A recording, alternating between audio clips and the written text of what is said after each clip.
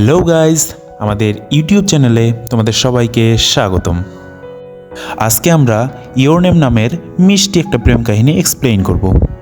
অন্যান্য প্রেম কাহিনীর মতো এই গল্পটাও একটা ছেলেকে নিয়ে আর একটা মেয়েকে নিয়ে। তো প্রথমেই আমরা দেখতে পাই যে ওরা দুজন খুব টেনশনে আছে, কারণ ওরা কিছু স্বপ্ন দেখতেছিল যেগুলো ওদের কাছে একদম বাস্তব জীবনের মতো মনে হচ্ছিল।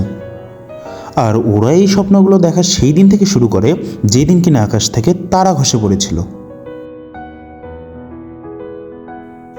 এই স্বপ্নটা আমার ঠিক মতো মনেও নেই, কিন্তু এই স্বপ্নে তুমি ছিলে, আর তাই এই স্বপ্নটা আমার জন্য অনেক গুরুত্বপূর্ণ।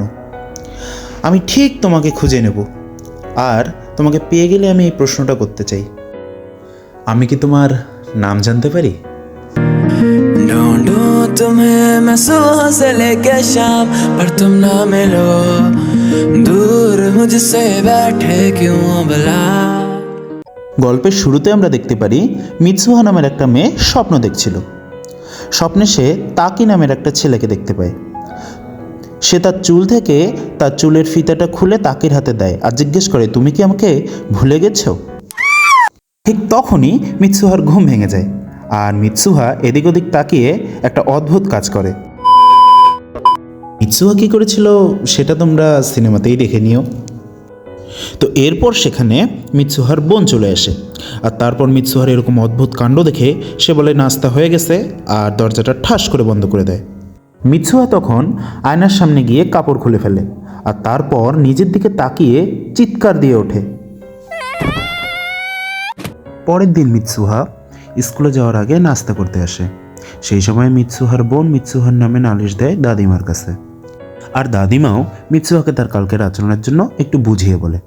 এরপর আমরা দেখতে পাই সায়াকা আর টেসিকে। মিৎসুহার বন্ধুরাও তাকে তার কালকের আচরণের জন্য বুঝিয়ে বলে।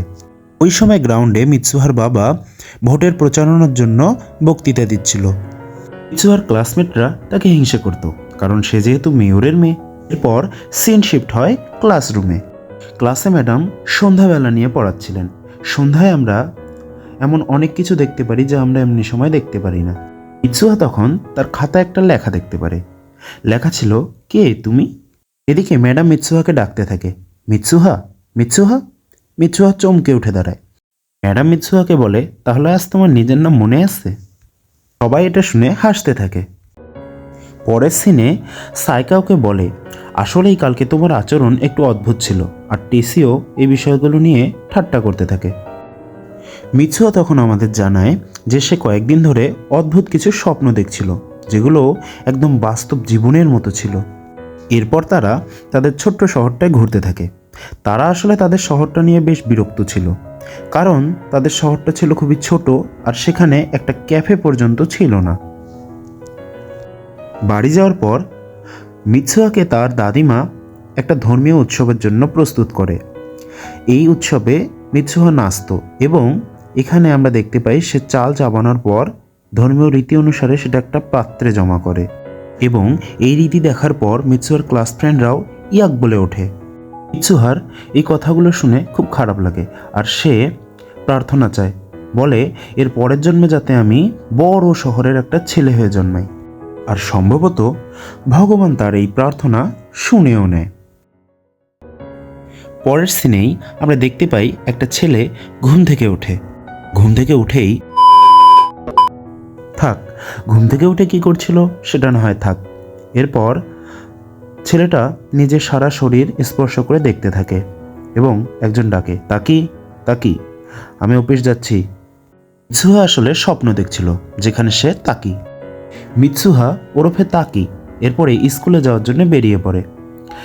তো ম্যাপ ট্যাপ দেখে সে কোনো মতে স্কুলে গিয়ে পৌঁছায়। সেখানে তার বন্ধু সুকাসার সাথে দেখা হয়।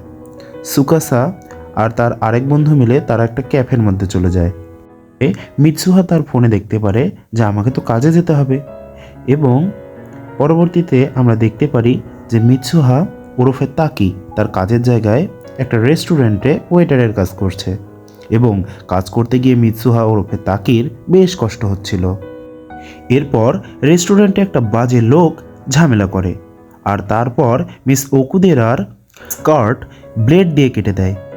পরবর্তীতে তাকি ওরফে মিৎসুহা সেটা সুন্দর করে সেলাই করে দেয়।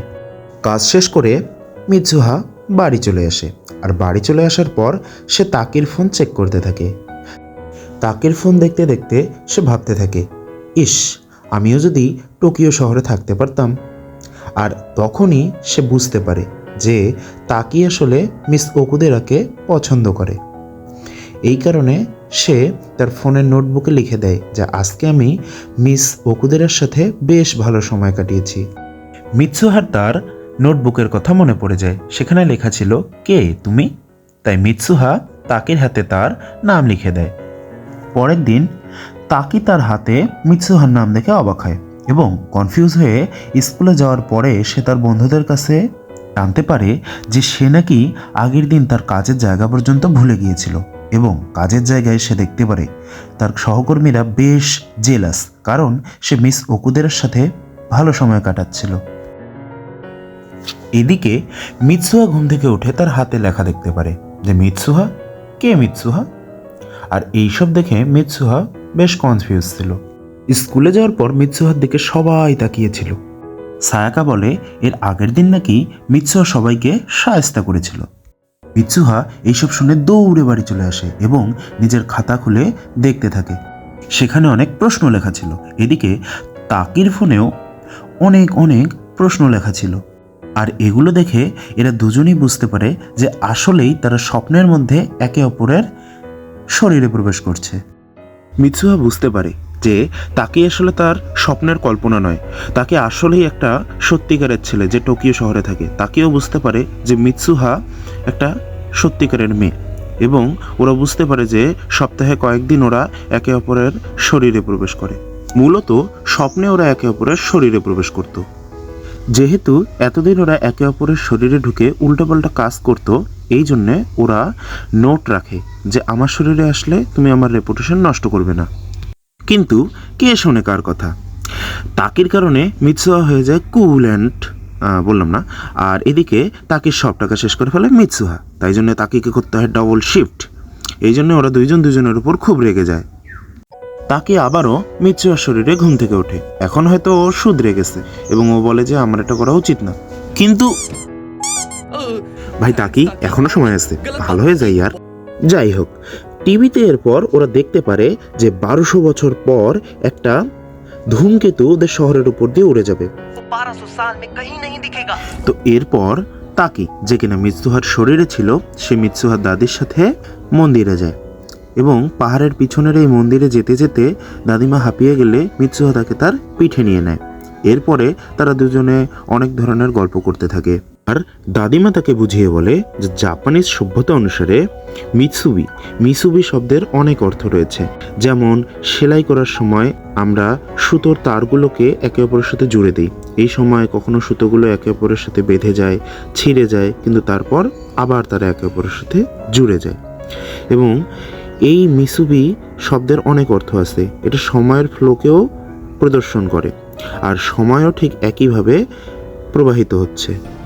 দাদিমা তাকে জানায় যে আজকে আমরা মন্দিরে এই জন্যে এসেছি যাতে মিসুবির মতো আমরাও ভগবানের সাথে জুড়তে পারি।